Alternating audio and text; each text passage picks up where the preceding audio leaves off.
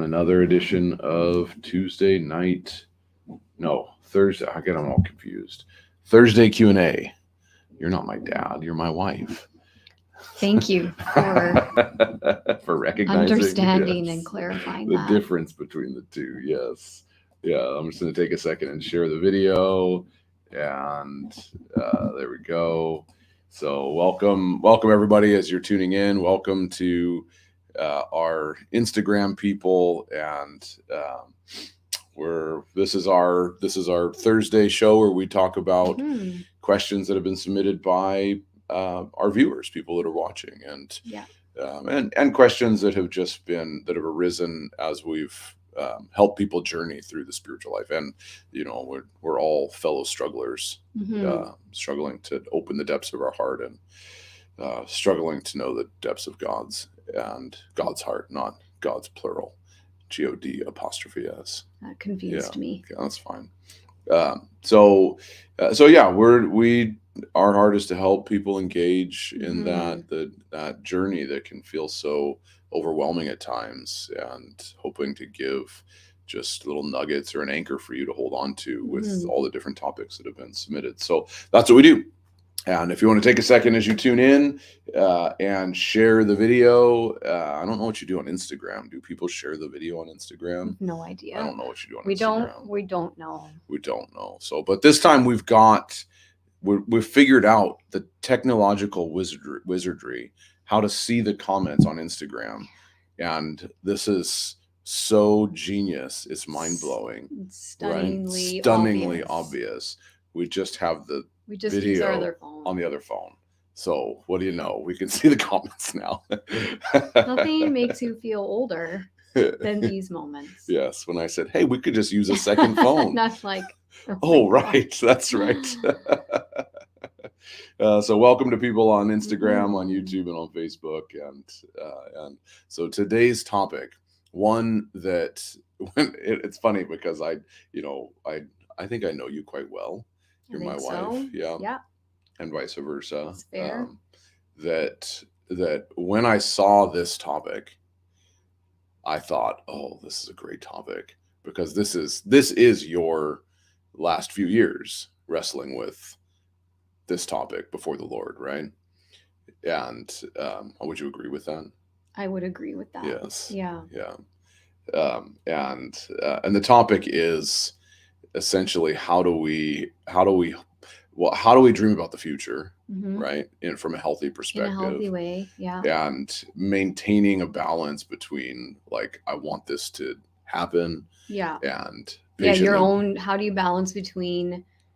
How do you discern? Is this just my own desire, and is it right? Yes. In the eyes of the Lord, right?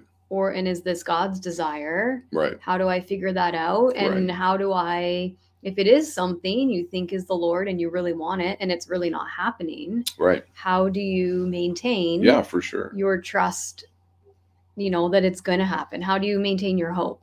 Yeah, and what's the interplay? Yeah, that, and what's the interplay between pride and humility in that, right? Yeah, and absolutely. Having aspirations, but also carrying a humble disposition.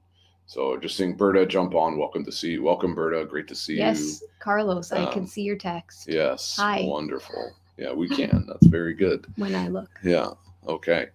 So I'm trusting that all the audio is fine. So So it's a question that I think is, I don't know anyone who hasn't struggled through this. Right. Yeah, it's true. And in fact, I would say that it's something that I've watched people, it's actually pulled them off of their path. Sure. Right? Yeah, by putting so much emphasis on what do I want, and God giving me the desires. Right. And missing the heart aspect of that. Yeah.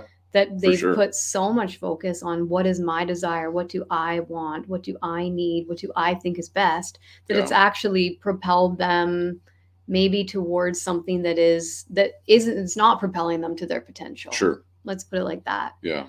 Like it's an important question. Yeah.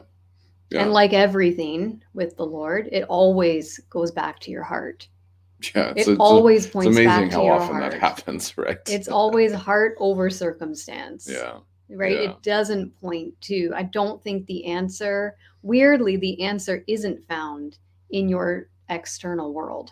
Sure. Right? The answer isn't found, and it's not about what career, or should you get married, should you have kids, should you go to Right. school, should you move, what should you do? Though those are intertwined. Yeah, for sure. But it all comes back to your heart. Yeah, that's right. I think, and your relationship and trust and faith in the Lord. Yeah. And sometimes like what starts in pride can end in humility. And so just because there's pride associated with it, or arrogance even for that matter, and I'm thinking of the example of Joseph in Genesis, what started in pride, and was totally caustic in his relationship with his brothers, ended in deep humility. Yeah. And that drive that Joseph seemingly had to be a leader, to care over the things that his father was concerned of, right? So he was given charge by his father to go check on his brothers, and Joseph seems, in their response at least, to be a bit gleeful in doing that.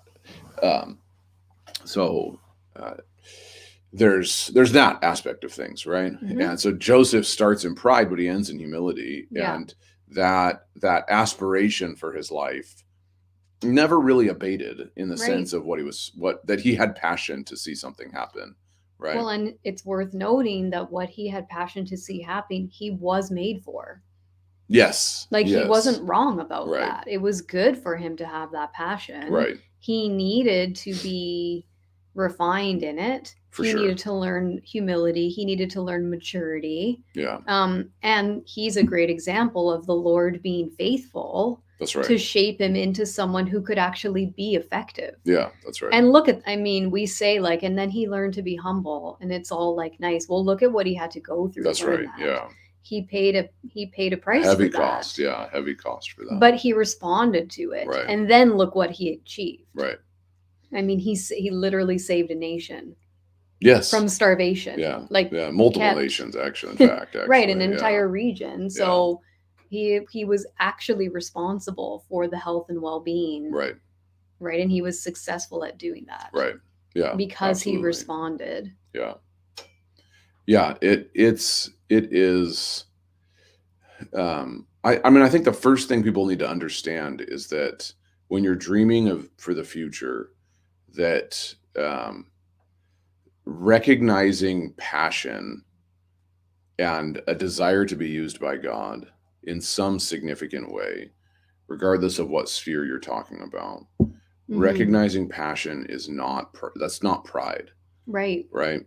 Pride is better described in the context of dreaming of the future as the willingness to use what God has given you or the call on your life to gain acclamation for yourself. Yeah. And so just simply recognize having a passion is not pride, but that can be revolutionary for people, because it's like I don't want to be too, if I want things to happen and I want to pray for people and I want to see the sick healed, or I want to see the Lord use me in some dramatic and powerful way, right? Just acknowledging that that's the case can simply be a reflection of the call on your life. Yeah, but a lot of us, I was literally told growing up that, and as the people around me as well in my school, if we were excited about something and we had goals and dreams that didn't fit the very, very tiny box that they had put us in, it was pride. And they would say to us, well, you're just being prideful. Who are you to want that? Yeah.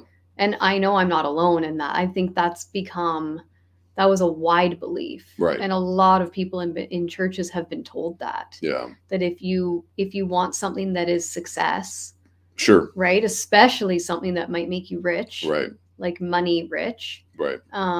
Wealthy, and give you nice stuff. Like a lot of people have been told that's wrong. That's pride for you to want that. Right. Not recognizing, and that can be, like we're told, like love of money is not right.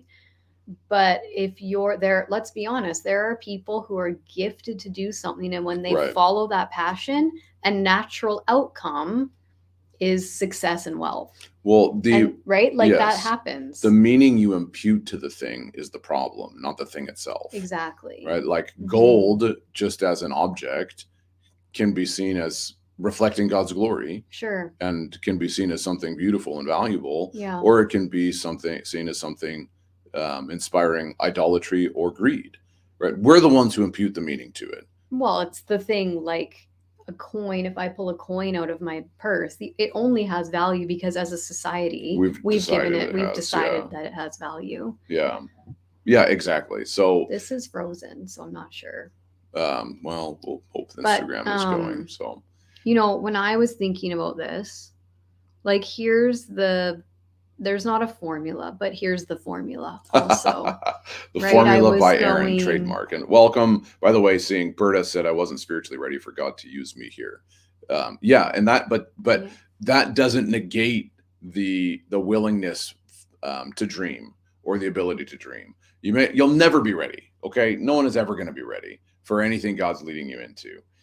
God's faithful to prepare you, but there's always going to be a challenge that you see, an angle that you've not been prepared for. Always going to happen. So that's very true, that we're never spiritually ready. However, that doesn't mean that we just go, well, I'm not going to dream until I'm spiritually ready. And there's something to be said for, like, I might look at myself. I would look at myself and go, I'm not spiritually ready. But who might disagree with me? The Spirit of the Lord. That's right. That's happened to me a lot. That's right. And that, just because, like, that's the thing is, we think that because we know we could give a list of why. Right. But God is not as concerned with the list as us. Yeah. And maybe it's true in some seasons, but I would bet a lot that that's not always the case. Right. I know that the Lord has very clearly disagreed with me, and I'm betting he's disagreed with others. Yes. He never disagrees with me. That's a problem. That is a problem. If someone ever says that, you should run. Get out. Yeah. Your formula. Okay. Kim says she loves your formulas. So my formula is not mine at all. I stole it directly from David in Psalm 37. Well, there we go. Look at that. Stealing Bible verses. That's what my wife is. That's what we do here at Wind. This verse is one that was kind of used like against me and my students in school. Right. But what I've learned through that is, like, we need context sometimes. Right. We need to explore. Also, don't take like 6 words of a verse and then tell people. Right. So Psalm 37, right? The verse that we've all heard, delight yourself in the Lord and he will give you the desires of your heart. What I've seen what I did for years, what I've seen lots of people do is they kind of ignore the first part. And we focus so heavy on the desire. He'll give you the desires of your heart. Right. And then we take that and we go, oh my gosh, I want to be married so bad. Oh, that's a desire of my heart. Oh, I love God. So he's going to give that to me. Right. Well, if you fast forward maybe 20 years, it's still not happening. Right. Now it becomes a problem. Right. Or I want to be rich, or I want to live, right. Alberta, right? I know I'm supposed to live in Texas, but I'm not there. We're only focusing on the desire that we have. Right. It's not happening. This can lead to us hardening our heart against the Lord. It leads to not having faith in him. It leads to not trusting him. Right. Right. All these things. But it's happening because we're forgetting the first part. Delight yourself in the Lord. Right. That's right. And then if you go back even further in the formula, he actually begins with, like, number 1, trust in the Lord and do good. Right. Right. Step 1. So if you do that, you'll dwell in the land and you'll be fed. Now it's Bible. I'm willing to bet fed means a lot of different things. Right. You'll be literally fed. You'll be spiritually fed. Right. Right. When you have that, you can move to step 2, delight yourself in the Lord. Right. Which makes a lot of sense to me, because I was thinking about, like, how, like, delight is an interesting word. And that's what this word means. It's just like be merry, enjoy, be happy about it. It's really difficult to delight in something you don't like. That's a really good point. And here's my statement, is that a lot of Christians don't like God. Yeah. That's my big thing. And I know that because... Coming out. Guns blazing. Well, I'm just talking from my own life, because I'm that Christian that went through a long season where I didn't know. Sure. But I'm like, oh, I don't actually like God. Why? Because he's not giving me the stuff I want that I think he should. And he's not showing up in the ways that I think he should. Now, why did I think all of those things? Well, that, like, just insert 20 years of healing. Sure. Because I had wounds like everyone. I had deep, deep-seated father wounds. So these were impacting the way I saw him. But all that led me to, I don't trust him. I don't think he likes me. I don't think he trusts me. I don't think he listens to me. And then because of that, I don't like him. I don't trust him. And I don't want to listen to him. Like, that was the true state of my heart. Again, I wasn't doing that to, at the same time that was in my heart, I was praying the Lord, use me however you want prayers. Because that was there too. So and that's if you are realizing maybe you don't like God, it's like, in all honesty, it's okay. There are reasons for it. It doesn't mean like, oh, you're done. And it doesn't even really mean that's who you want to be. It just means there's parts of you that are hurt and don't understand. All that to say, like, the key to God giving you the desires is, first you have to delight in him. To delight in him, first you have to like him, and you have to love him, and you have to enjoy him. And to do that, you have to know him. All these things have to come first. So starting with what do I want and what's my desire, it's the wrong place of the formula. That's like step 5. You got to do the other steps first. Then when you do this, so now you've found the Lord, you're learning who he is, your trust is building, right? You're having more faith in him. You're realizing he actually takes joy in you, which allows you to take joy in him, because we only love because he first loved us. Right. We only have joy in him because he has joy towards us. So that's when I think, out of that place, when your heart becomes closer and closer and closer, who he made you to be becomes more and more clear to you. We don't know who we're made to be if we're disconnected from our creator. And the Bible tells us that to get that connection comes through trust and delight. So you got to do that first. And then you trust, which you can because you're delighting, that he's going to reveal that to you. I call it your spiritual DNA, like your original design. Who did he breathe you into existence to be? That's going to start coming. And that's where I think you become attracted to those things. So you might find yourself pulled in different directions of interest and what you want to do. So if you're in this place, you're going to be naturally attracted to the things that he's put in you, like magnets. Then when you know, and that's coming clear, now the last step, you commit yourself to him. So he shows you who you are and you go, okay, I'm committed. Doesn't mean everything becomes clear. That's that's the less fun part of my formula. Like, I know what my gifts are. The way is still not totally clear, but I'm committed. I'm committed to the journey. And so you commit your way, you trust in him, and he will bring it to pass. Like Berta, who does end up in Texas. She knew, she committed, she ended up there. Like Joseph. Joseph knew he was meant to be a leader, kind of munted it a bit. But he put himself in the journey. I mean, a little bit by force, like in jail.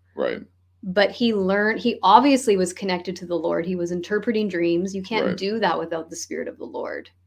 We know he he was connected. He was delighting himself. He was connected to God. And God, he committed himself. God brought it to pass. So I think that's my formula. It's all about heart. It is all about heart. And it's trusting that you're going to find your way. He's going to put things in front of you to do. He's going to put people around you to help you, to guide you, to show you what to do. You have choice all the way. Free will, Like, you have choices. You can opt out of it at any point. You can opt back in. right? So what's the interplay between being in that place of delight and not being in that place of delight, getting to that place of delight, right? And dreaming along the way,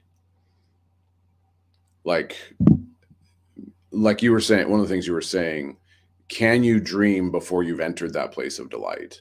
Oh, I don't think we can stop ourselves from doing Right. that. So I think absolutely. I think you can dream, but here's the thing, our dreams change, don't they? Yeah. So that's my question, Like, is how, absolutely you can dream, yeah. but don't mistake your dreams. Like, don't, or not, I mean, because I know like people who had these dreams and they dreamed it their whole childhood, and then guess what? Like, it's their life now. Right. And it's amazing. Right. I had dreams that like don't exist. Right. And things I didn't want do exist. Right. Because my dreams were coming from a place of brokenness. Right. That's the difference, right? I was in an unhealed, Isaiah talks about the brokenhearted. Right? We're brokenhearted. We have fragments. We have wounds. I had a lot of those as a kid. Right. So those were impacting my dreams, right? Right. The biggest one is when I tell people I did not want to be married ever. Right. And I wasn't like, I'm just saying this to convince myself that singleness is great. Right. Well, I had literally no desire. Right. I was very happy not in a relationship. I didn't want it. Right. I didn't realize, it took me 26 years to realize why I thought that. Right. But my literal dream was to be, I remember telling a friend this when I was like 12. I don't want any kids. I don't want a husband. I want to go to university and I want to have a great career. Right. That was my dream. Right. And it was real. I didn't know at the time. It was impacted by the fact that my parents had a very tumultuous relationship and divorce. And then when I got older, I had friends start to get married in my early 20s. And, I watched some of those relationships do okay and some of them not. And I just kind of thought, you see your filter. Right. My filter showed me like, this is not convincing me. Right. Right. I had a lot of wounds that I didn't know about yet. Right. And it wasn't until I went to the Streams Ministry School and entered a season of deeper healing that I started to realize how much, my unforgiveness that was still there towards my dad, that was a huge impact on what I thought was a real dream. Right. So as I let those things go, as I let God come in and soften my heart and heal my heart, my dreams shifted. Right. And they became different. Yeah. And so I think we're made to dream.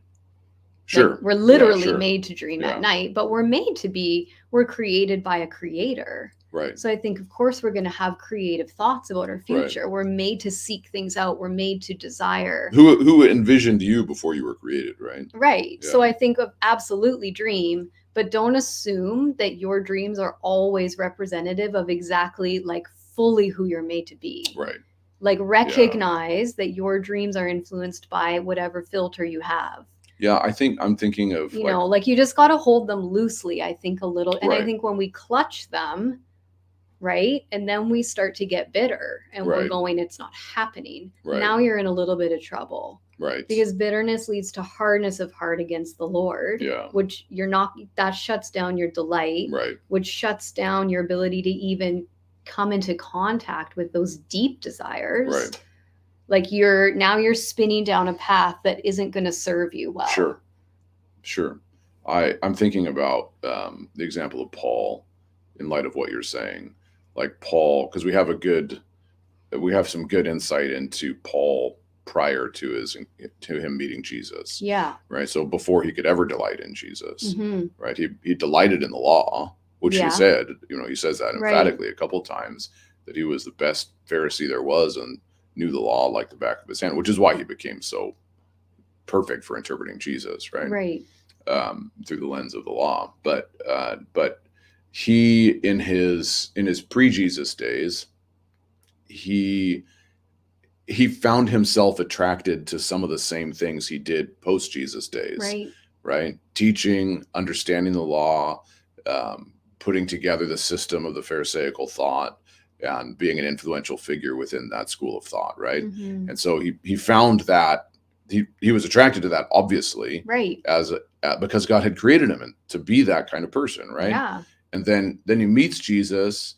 The passion is redeemed, and it's put in its proper context. But then there's so much more that he does with that than he would have done in that limited context. And I think prior that's to Jesus. the key, right? I think most people people who are, follow like what they want and take initiative in their life and move forward. Like I think a lot of people end up living the shadow of what they're meant to do. That's a good point. Yeah. Like I don't think that it's not like people are off doing like, oh, sorry, all those years that was a waste because your real desire was this and it's completely different.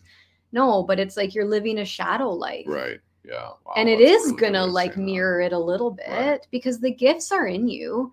And I think a lot of people are a little bit connected to their inner self. Sure. Like their inner spirit. But you're gonna end up living a shadow. Yeah. You do already have DNA. And this is where, you do. Right. And this is where like Joseph was like living a bit of a shadow because he was arrogant. He had these attributes. Well, they weren't attributes. He had these traits that were not helping him. Right. And he could have continued doing that. Sure. He could have sat in a jail cell and chosen to just get grumpy about it and bitter. Yeah. He made a different decision, but he totally had the option. And he probably still would have been seen as a leader within that system. Within that jail system. Right? That probably would have found him. But that's quite a shadow when you consider what he was made to do. Yeah. It's not saving a region of people from starvation. Yeah. But it is still leadership. Yeah. And I think because of that too, that's the beauty and that's the restoration and the hope for those of us who spend longer than we would like to find our way, is that everything we do is like this is the creativity and the sovereignty and the mystery of God, is that he will find a way to use everything you've been through to add value to what you're made to do. Right. So even if you're living in the shadow sphere of it, sounds very Jungian when I say that, but even if you're living in that shadow space, when you come into restoration, when you experience transformation, that's going to come. Hey, transformation. Like, you just said it. All that experience comes in. And it's all valuable. Yeah. Like nothing's wasted with the Lord. That's right. Right? That's the beauty of it. It's not, that's why we can say there's no condemnation in him. Because he doesn't condemn us for living 20, 30 or more years in the shadow. Right. He goes like, I hear you. I know you wish it would have been different. But guess what? I was with you the whole time and I was planning the whole time, and all these things are still going to help you. Right. We condemn ourselves. It reminds me he doesn't. There's a verse in Proverbs, I think it's Proverbs 12. And I think it perfectly encapsulates what you've just said. I love how Proverbs can do that, right? It takes one what sounds like a pithy phrase that's just like a deep principle. It says, hope deferred makes the heart sick, but desire fulfilled is a tree of life. Yeah. Right. Hope deferred is living in the shadow. And it's anchoring your trust in the wrong place, right? Yeah. Trust in the eventual outcome of, if I do this enough, this is going to happen. Yeah. And how many people, I don't know how many people I've talked to where they've found some success in their career or in their business, in their work life, whatever. And they're not even a third of the way through their life and they're hopeless. Yeah. Because that was their hope. Well, they're successful now. Well, now what do I do? Right. And it's like, and so you have people that are the unending spiral of acquiring wealth. And like maybe Elon Musk. Oh, we got a Musk reference in. That makes me happy that I was able to do that. the grand savior of the world, as people seem to think, but no. Anyway. Okay, where was I? Yes, you've got this spiraling quest for wealth. Yeah. That is about the only thing that you can do, but it's continual hope deferred. Because eventually nothing's going to fill the hole that nothing you're trying is. to fill. Nothing is, because even if you could become the wealthiest person on the face of the earth, like there's only one person that can do that. Yeah. Right? Even if you could become that, I bet you anything by the time you get there, there's still a hunger for more wealth. Right? Or at least the chase of it. Or the chase. Yeah, the chase of it. Exactly. Like there's something. Yeah. So hope deferred. if we put our hope in the wrong place, it's continually deferred always, and eventually your heart grows sick. And that's living for, like you said, living from the shadow. Yeah. Desire fulfilled, the only way desire is fulfilled is when it's anchored in, like it says, in desire fulfilled is a tree of life. Well, the tree of life is a representation of Jesus. Yeah. It is Jesus. Yeah. And so when we place that anchor, like Psalm 37, you said, place that anchor, our desire is in him, delighting in him, then all of a sudden the reordering of our passions, of our pursuits, of our interests, it's like, it's not even so fundamentally different than what we were interested in before, but it's given an entirely different context. Yeah, and it will shift your perspective in what you're doing. It doesn't mean you need to make a huge change. Yeah. But it will shift how you see things. Yeah. I think, like, what I've noticed, there's a few of these verses, right, where it tells you what God is going to do for us. Right. And they're usually like the promises of God, right? I think of like Philippians, where it says, the Lord will give you peace, right? He'll take away your peace and anxiety. Yeah. And that's the part that's always quoted. Right. The part that isn't is the formula to do it. Yeah. It says, come before God with thanksgiving, present your request to the Lord. Yeah. Then, so first present with gratitude, then the peace of God that surpasses understanding will come upon you. Yeah. We focus on, God said he would give me peace. Why isn't he? And then you say, well, like, have you sat with him and like expressed gratitude? Right. Well, no, I'm not thankful. Right. Okay. Right. Well, like, this is it. Yeah. Like, you can't cherry pick your words and then get angry when you ignore half the directions. Yeah, that's right. Right. And there's a lot of verse, like in Psalm 37, we ignore that little first part because that first part is hard. Right. Like the word, it's one word, trust. Right. My goodness. Some of us have worked for decades to build that trust. Right. It's not just a word. Right. Right? It takes work, and it takes you to places that might be uncomfortable and scary. Right. Because it involves kind of digging through places where we've been hurt. Yeah. You know, but it's worth it. It's a worthy cause, right? And that's where like that joyful community is so important. Right. Right? But I don't know, the directions are there. Yeah. Let's say this way, if your hope is placed in life getting easier, then you're going to be sorely disappointed all the time. Yeah. Right. Yeah. Yeah. And so there's no expectation and there's no promise, expectation, or the reality of which your life will never get easier. I don't care how many silver spoons you were born with. Yeah. Right. You are always going to have struggles in your life. Sure. It will happen. So don't expect easiness especially as it pertains to the quest to knowing the heart of God. I do think it's interesting that, we talk about Freud being one of the fathers of psychology. Right. And I find it fascinating because today we look at, like, if you're rich and you have all the things, you don't need as much help. That's kind of like a belief or a message. Oh, yeah.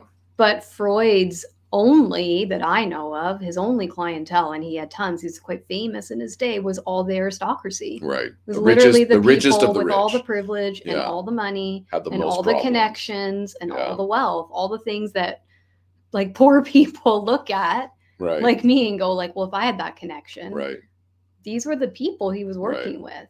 Yeah, we live all human. Yeah, that's the thing. We're all human. The human experience is to have disordered desire. Right. And the God experience is to reorder desire, and not even reorder desire around accumulation, but to reorder desire around him, and then everything flows from that. And he is the perfect fountain of love. Yeah. Like, ultimately that desire is love. And I think the thing that everybody is chasing is honestly just peace. Yeah, that's a good point. I think we are all just looking for actual deep-seated inner, like, real peace. Right. Not good life, not sitting on a beach, though you can do that, but like real peace. Yeah. I think that's what everyone wants. Yeah, I agree. Honestly. Yeah. Like, we want the opposite of, like, that. That tumultuous chaos that's inside. Yeah, chaos and, like, angst.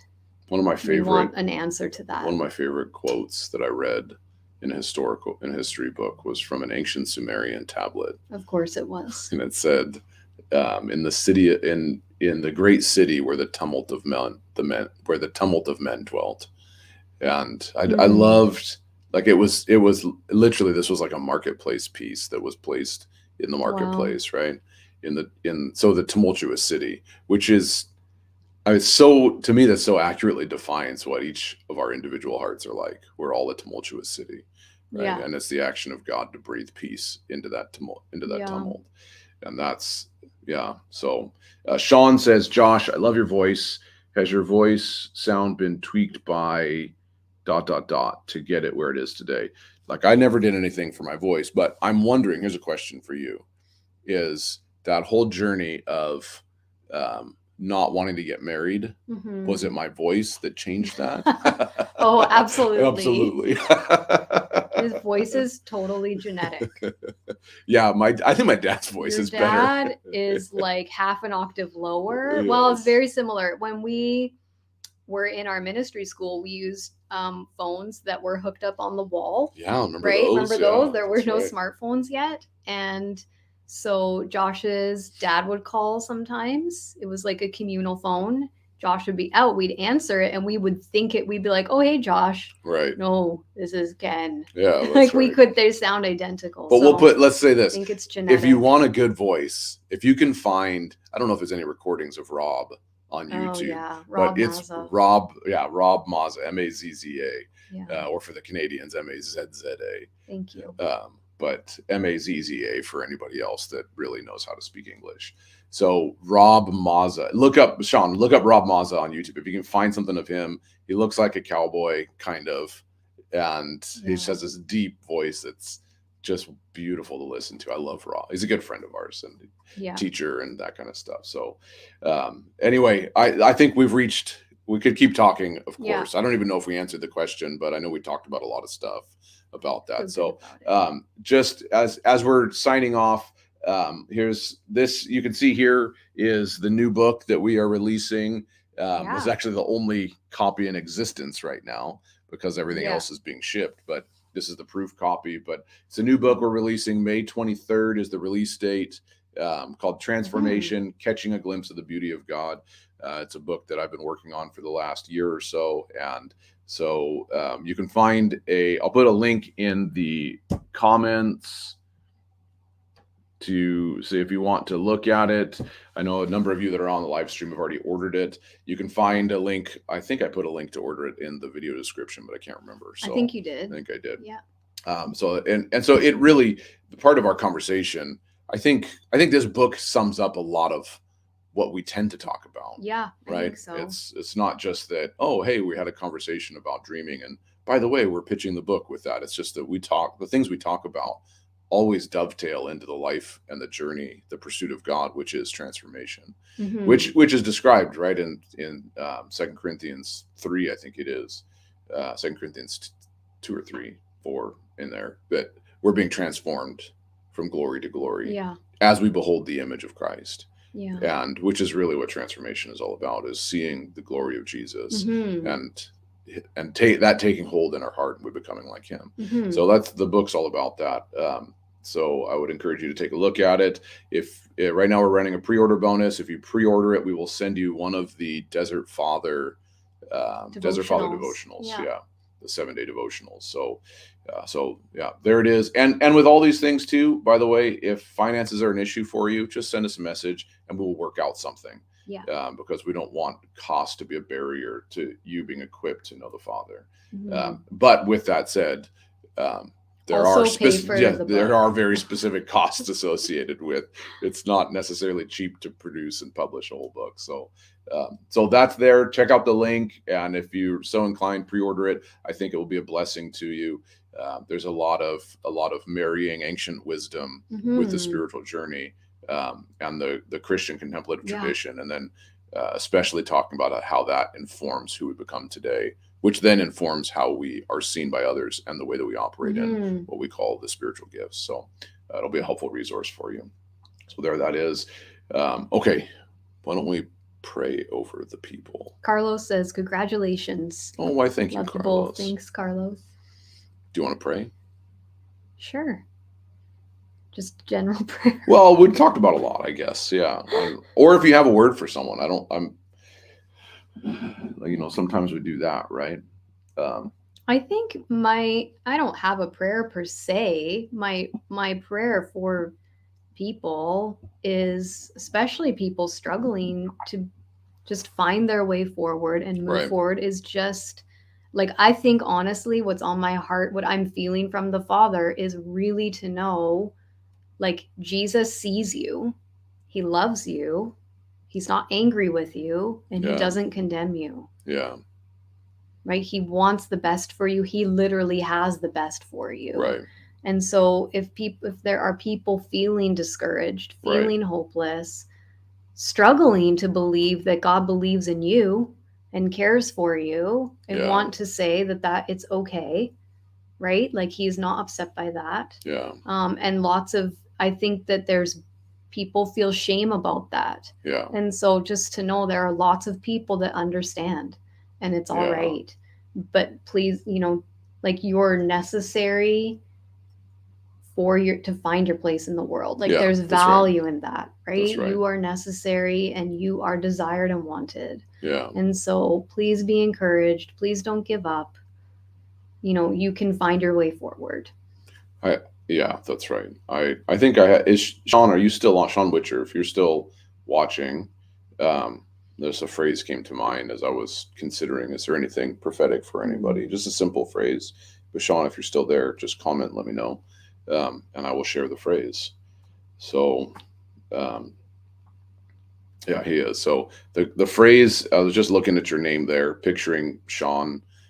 Sean, we've had some great conversations at the church there in Newfoundland. So I really appreciate Sean, and just his way of seeing things and thinking radically different. But the phrase that came to mind is this: Jesus is not your coach; he's your lover. And that was the phrase. Jesus isn't your coach; he's your lover. Jesus, and it has been sold as a coach in certain theological circles, and that's obviously he does help us, in that kind of stuff, in that kind of sense. But today, Jesus isn't your coach; he's your lover, and just letting that, the reality of the lover of your soul, settle down into who you are. It is not your coach; he's your lover. And anytime someone tries to communicate or convince you that Jesus is your coach, remember, he's not your coach; he's your lover, and he woos you and draws you. And so let's just leave that phrase with you. I hope that resonates with you. So bless you, Sean, to experience the depth of his love for you. Okay. All right. So thanks everybody for tuning in. As always, we'll be here every Thursday. So we'll be here next week. Take a look at the book. And there you go. Thanks for being here. Until next time, we will talk soon.